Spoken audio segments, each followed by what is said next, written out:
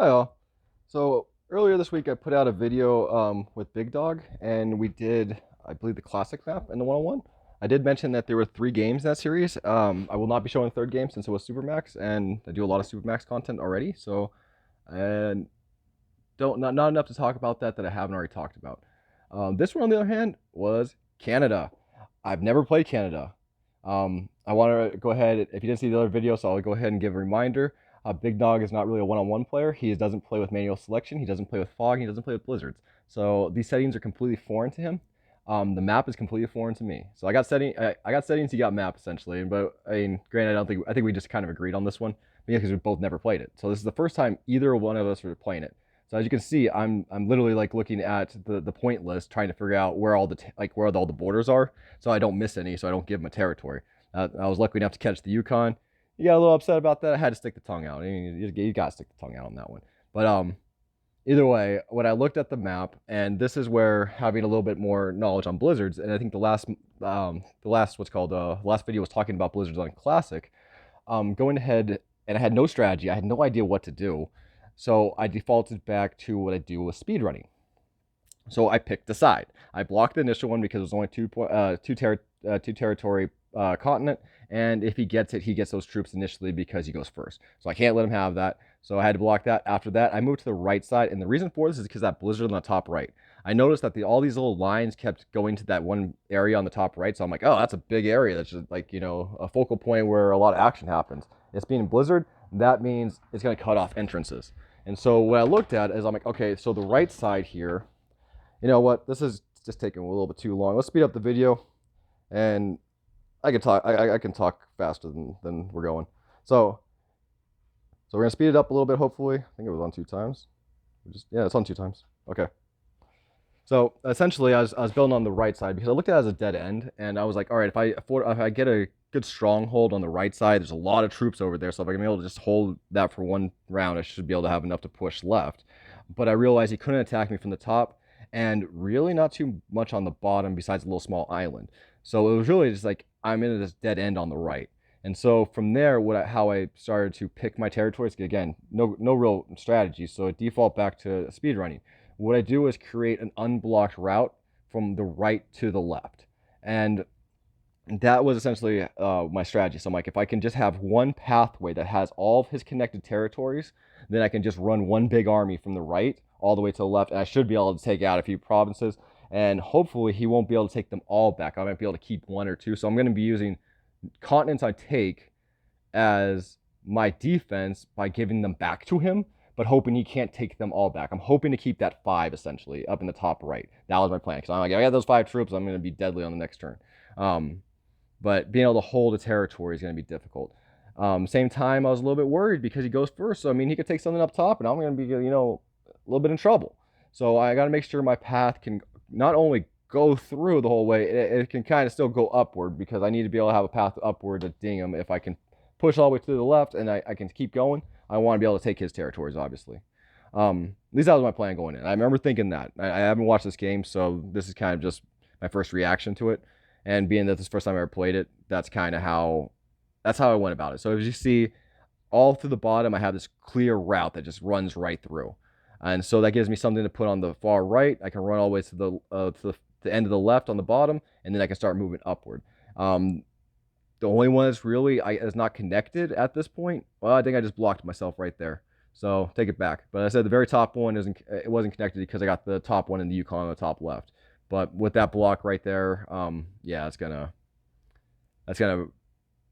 ruin the top, I guess you can say. So I dropped a 4 down on the island on the bottom because, again, that was the only way to really come inward.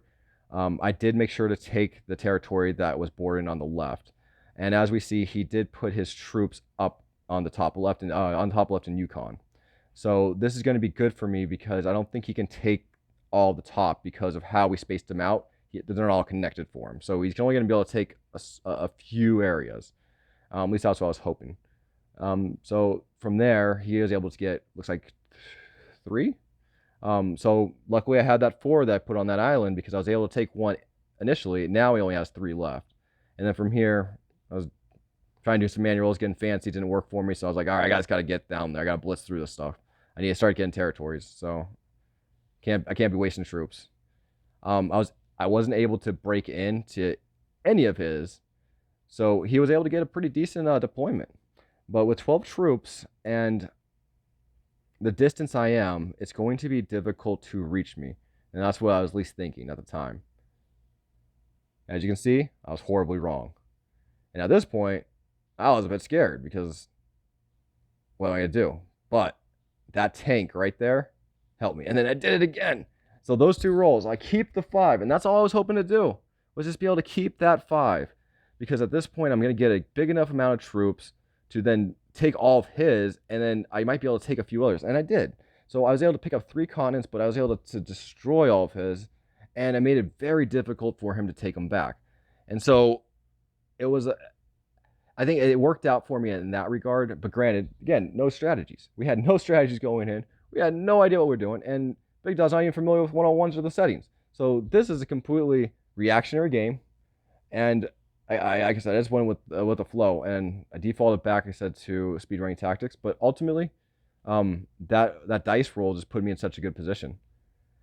He was able to take back all mine, and so at this point, I was pretty confident because I was like, I got more territories than him.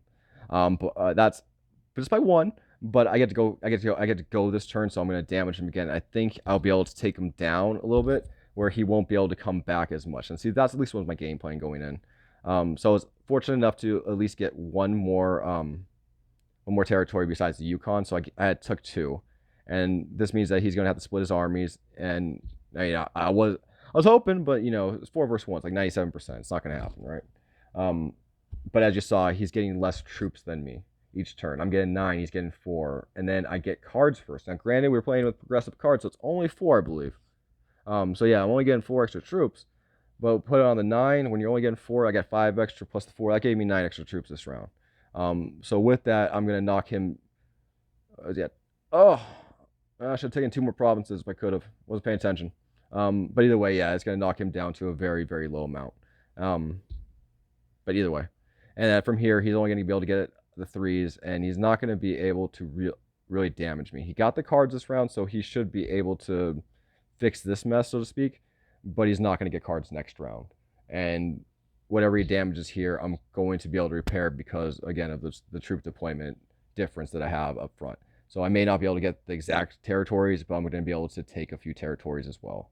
And that's what I'm doing. I'm moving down to the bottom left, and that should give me 3 off the bat, possibly 4 if my rolls are good.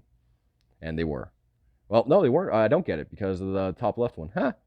See, I don't know the borders. That's why if all game you can see me put up how much of the bonus territory is worth. That's why I'm looking more for the lines, because it takes out all the pucks, team puck, takes all the pucks. So at that point, you can actually just kind of just see the borders and know what territories you need to take.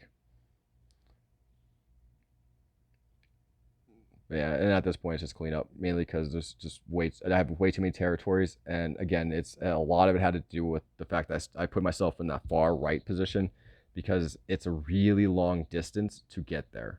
And so for him to move his troops from the far left to come attack me was quite difficult. So it kept giving me, he kind of just was reacting to each time I attacked over, because that's how he had to do it, because I'd move the troops over and then he would take them back.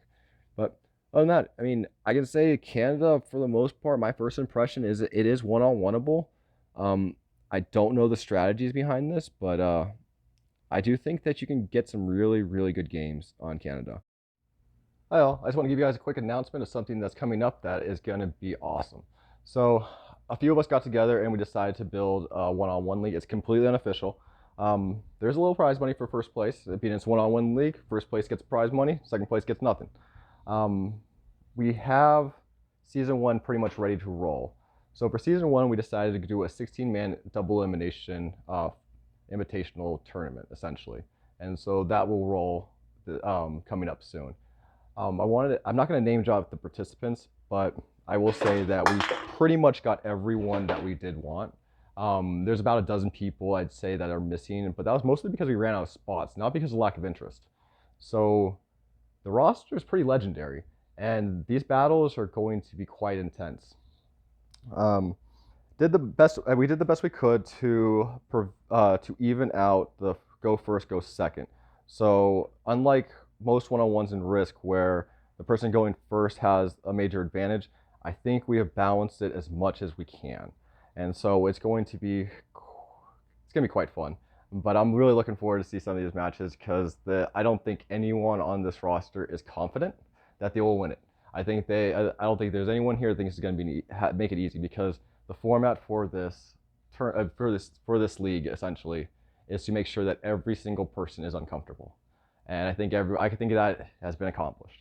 Um, I want to let you know where to find more information. So Wristmaster Gabe has a YouTube channel. I would go ahead and give that. I would probably subscribe to that or keep an eye on it. The reason for it is he's going to be giving out the official news, and I know that he will be dropping out the roster, the map list, and all like how the tournament works later this week. So do check that video out because I think you'll be very excited. I was just amazed at how many people agreed to this. So this is going to be a blast. I can tell you it's going to be very entertaining, and I think we're going to see some legendary Risk.